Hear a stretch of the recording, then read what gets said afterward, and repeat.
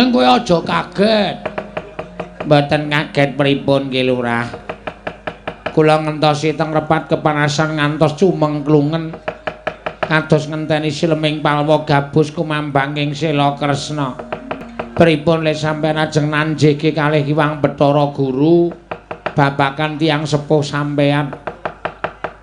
Ternyata Bathara dewa-dewa iki goblok kabeh ya. Percuma aku tekan kayangan. Ora entuk apa-apa, ora entuk dawuh Hyang Pikulun Bathara Guru malah mung ditritani jarene aku dadi saka ayang-ayang. Ngerti kaya ngono rasa ketayaran munggah ning Gunung Himawat. Lah nggih. Rasa dadak nggawa kowe barang tekan kene. Ning saking mangkelku aku terus gugat. Niatku tak gawe perkara. Niat panjenengan dipun damel perkara pripun Ki Lurah? Nek dewa ora ngeparengake utawa ora nduduhi bapakku sapa, tak gawe geger kayangan. Terus panjenengan ya kewanen wong jeneng Tita menika uripit gumantung karo dewa kok panjenengan nantang dewa. Wis ora urusan kowe ora cocok bali ngono. Lho. Le wangsul pripun wong niki teng gunung dhuwure ora jamak. Gek ndelok ngisor nika nek jurang nika ditonton wangune ngisore ketok niki wis ora ketok ming mega tok kok. Kok kon bali ora. Ora urung kowe ijen ya, lho. Ijen pripun? Ora urung aku ki mati nang kene. Aku soalnya wis kebacur wani karo dewa iki mah aku le tekan kene junjung karo Bathara Indra. Wah, sampeyan, heeh. Aku ora urung engko mati ya, engko ki ora urung ming rondo.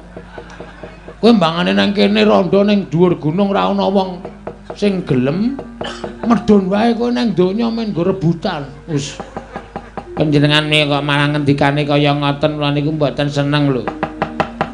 Mergane iki wis tak niati tenan, aku arep tak paneni dewa-dewa. Nek pokoke dewa ora ana sing ngandhake bapakku sapa, arep dewa sapa wae aku ndak pandang bulu. Tetep tak kisro. Nek panjenengan pejah kowe mulih ngomah ditunggu. Lah kula le kudu upama ana nylameti jenengan. Nek kuandhaku ora iso go mulih, batangku ora usah gawa mulih. Nek wae wis nylameti nang omah. Oh, ngaten. Ngono wae ya, Yem. Aku njaluk pamit ya, sayang. Nggih. Arep kowe elek ning asli nek disawang ya elek tenan. Nggih. Mboten apa-apa. Nek wis seladi karo aku, wis setya bekti karo aku, setia. Ora tau wani karo wong lanang, ora tau piye-piye karo wong lanang, anane mung nrima nampa ikhlas.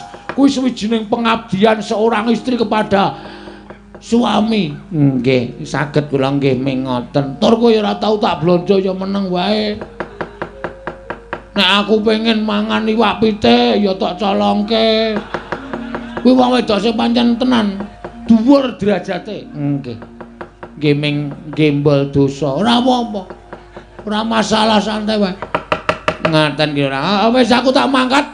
Tak methoke Bathara Indra, engko ndak serak tekan kene ndak malah kowe katut dosane. Kowe ndelik ya, ya. Nek iso mulih nggawa tampar taleni wit terus medhun alon-alon. Oh, nggih ngestaken dawuh. Ning atos-atos Ki Lurah Bagong. Mbok menawi menika pertemuan yang terakhir. Antawisipun ingkang garwa pun samiyem kalian Kang Mas Bagong. Kula nyuwun pangestu saged wangsul dumugi griya. Nggih Mas Bagong. Arep apa kowe? Arep apa? Ajeng nyium. Ki lho wingi tok ambung dompo. Kowe ngambung kok mawa wisol. Nggih pokoke nyuwun pangapunten kula tawa. Heeh wis kono mulih ikhlasno aku. Iki aku golek apa pengadilan tenan. Mergo kowe ya ora seneng to nek duwe tak pek bojo kok ora duwe maratuwa. Asline ya pengen ketemu maratuwamu. Nggih kepengin. Ya wis. Wis ngono bae ya aku njaluk ngapura nek ana saking kelumutanku aku mesti modar ning kayangan. Yakin sumpah aku iso apa to? Digdaya ya ora, sekti ya ora, ning mengkari niat karo semangat tok wis. Nek dewa do ngajar karo aku men diajar ora apa-apa pokoke aku arep medhun saka kayangan. Nek dewa ora paring ngerti karo aku bapakku sapa ya ngantos-antos iki lho ra ya